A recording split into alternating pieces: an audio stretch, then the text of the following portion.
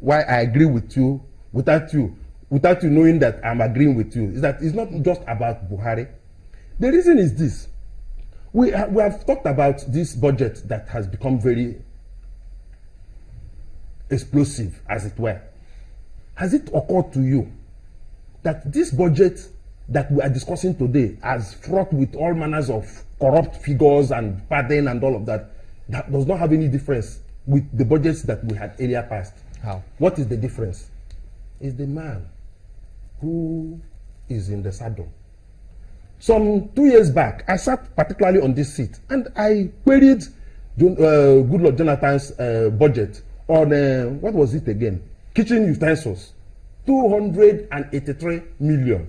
And I worried that we have gone on the internet and we have looked at even cooking pots and utensils that are 24 karat gold and gold plated. We cannot understand how a president can buy 284 million worth of cooking utensils in that place. And I ended that discussion that day by saying that the president should stop embarrassing himself, but needs to go and withdraw that budget. Was that budget withdrawn? The answer is no. It was passed. You know, there are so many things so we can why do. Is it that why is it that this budget was not passed? The reason is that there is a particular man who has not given an allocation for what we call political lobbying of the National Assembly. Because otherwise, if it was done, this budget would have been passed. We have had budgets that were worse than this, and they were passed. So they were given before. Once you do the right engagement, the budget will be passed. But Buhari refuses to call it engagement. The right engagement. Yeah, sure. The right engagement. So you think that hasn't happened? It's not about to happen. And it won't. And it won't. And that is why shouldn't we then call this one the right engagement? Good. As opposed to the right engagement? That is part of why I said that it was good. I mean, the Buhari's presence has paid off.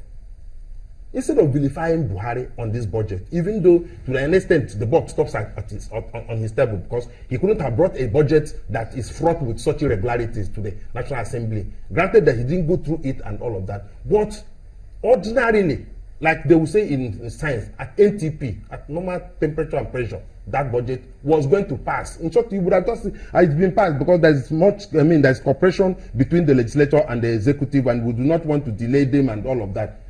But the right engagement has been done. It seems that there are so many names you can call some corrupt acts. For instance, the passage of the budget, which, if the vibe I'm getting from you, would mean that we're getting to see all of this detailed scrutiny because something hasn't been exchanged.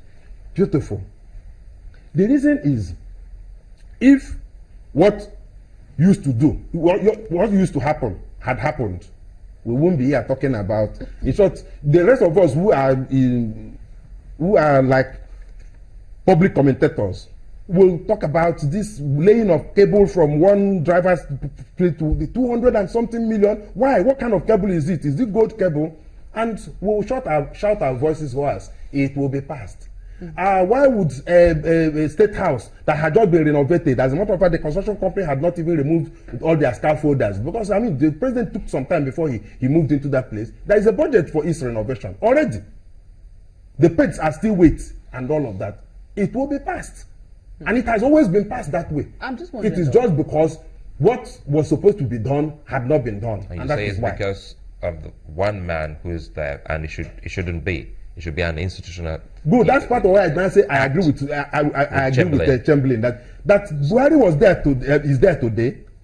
He may not be there the next 20 years, the next 15 years. So how can we make it a culture? Why don't we begin to put institutions in place as against the fear of one man? So how does that work? You know, every time we talk about putting institutions in place, whenever I bring any recipe before the people that's the scheme I was giving you. I said it is on 3 platforms. One is the undergrowth model, where we start talking about what kind of education, orientation, value system do we impart on our children that will take over from us, because we're already tainted. We are the people who respect those who have stolen money. We give them chieftaincy title, we help them, they are chairman of our weddings and all of that. They sit on the first pew of churches and all of that. It shouldn't be like that the next 50 years. Let it be a situation where somebody comes with stolen money and there is a smack on Some people people's will faces. say that you cannot give what you don't have. If you're tainted, how can you expect to pass those values on to generations unborn? It's a special program. Most countries do it. It's a special program. When somebody says this is what we want to do. I mean, when Chairman Mao was training people in China in the virtues of hard work, it is such. Until today, quite a number of Chinese people are not talking about how much money they are going to earn. If you get to China, you see them riding away on their bicycles. The whole idea is that hard work, and all of that. So it takes some time. It is only now that they are now beginning to think of acquiring wealth or whatever. But it is just hard work. So a value system of a particular country takes time before it materializes, before it matures. It is not a Buhari thing. That's why I said ad hoc, ephemeral.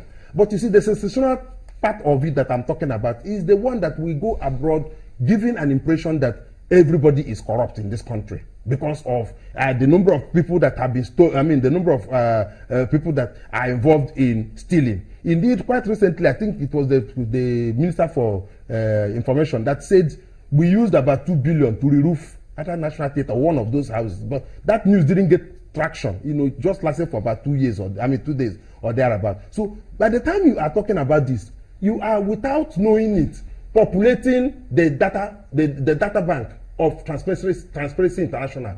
And by the time they come next year or thereabout and say Nigeria is the most corrupt country in the world, some of us will be attacking that. That you can't do that you can't say such about Nigeria. We are the people who gave them the information. Not just more authentic than information coming from government itself. You've talked about sensationalism. You've given quite a number of examples, and most of them happen to be information coming from government in terms of what was taken where, maybe by who. But if you look at the same kind of noise, being made about the budget and how people believe that the budget was padded, would you say that was also sensational? No, it wasn't sensational. Yeah, it was sensational. It's just the news of the day, as it were, because everybody knows that the budget has not been passed. Why was it not passed? That is the reason. And we are now prying into the budget and looking at interrogating the figures, as it were, and that is why all of these are coming up. And I had said that this is not the first time we are also interrogating such figures. And we had interrogated such figures and they were passed. How do we differentiate between the news of the day and sensationalism? Sensationalism is news meant to achieve a particular purpose. And like we have always said, the government, the current administration has not come to terms with the fact that they are no longer in opposition. Every piece of news is like, as compared to those people who were there before us. In short, the end of every piece of news is that we have done this. But what is unsaid is that as compared to those who were there before us. And we are saying, sit down, do the governance. But if there is anything, this corruption should be taken to those who handle it, EFCC, ICPC, and all of that, so that the government can face the business of governance. But there's a first cause to everything. Sorry to cut you there, because I've been thinking of your undergrowth theory.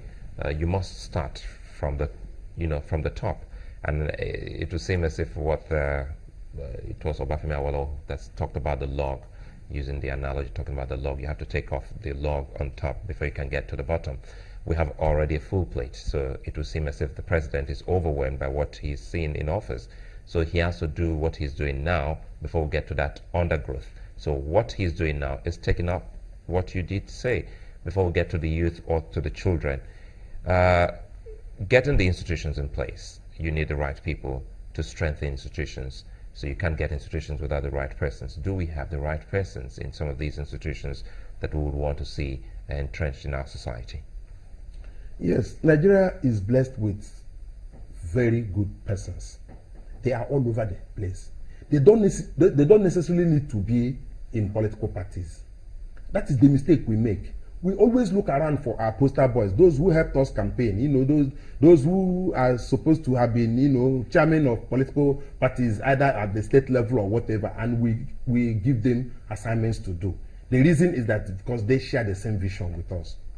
Nigerians share a common vision. That vision is that we must take Nigeria not just away from where we have found it, And those people are all over the place. They are in universities, they are in research centers, they are very honest Nigerians that are all over the place. Begin to look for such people. Saddle them with such responsibilities. They don't need to be partisan, they don't need to have partisan affiliations. But the ones that have been appointed, by way of compensation, they work for Nigeria and that they will deliver. Add your response to this question, because are you suggesting that some of those who have been appointed, if not all, have nothing in common with the president in terms of, look, his approach and his mindset about fighting corruption? Systemically, let me say it for the opting time. The president is alone in this fight for corruption. He probably has the Nigerian masses behind him, but the political class is not with him. We know so. So not even that is an unusual quiet. Can you say the same of his ministers? When you say the president is alone, at least he should have his cabinet with him. Well, you see, the cabinet members are political appointees, and of course, you saw how they came. There is one mistake people make when they keep talking about, in short, it has become a normal excuse now for the ruling party that, we are clearing the rot of the past administration. So the rot that took 16 years, you can't expect us to finish it, to clear it in 4 months, in 5 months, and all of that. When the president nominated his ministers, I think the first batch was about 21 or 22. I took my time and went through all the names. I found out that 11 out of them were former PDP persons. 11. Indeed, there were 10, but I had to put numbers up to make them 11. The reason is this: you can't finish talking about 16 years of so-called misrule without talking about the man who was also chief of army staff at that point in time. The security was an issue at that point in time, and he served under PDP. So, in other words, the whole of APC, both cabinet and membership, is massively populated by PDP people. Those people who caused the rot, but now without an umbrella. But the question is, you said that the president is alone in the fight against corruption. Oh, sure. Are you sure that his cabinet members are not with him in that fight? The point I'm making is that when you look around, find another person who probably has the level of integrity, the level of focus, the level of commitment that the president has in the fight against corruption. You can't point to any person. Mr. George K., a legal practitioner, thank you for coming on this morning. Thank you so much. Well, that wraps up this segment. We'll be back for another focus on another matter entirely. Do join us again.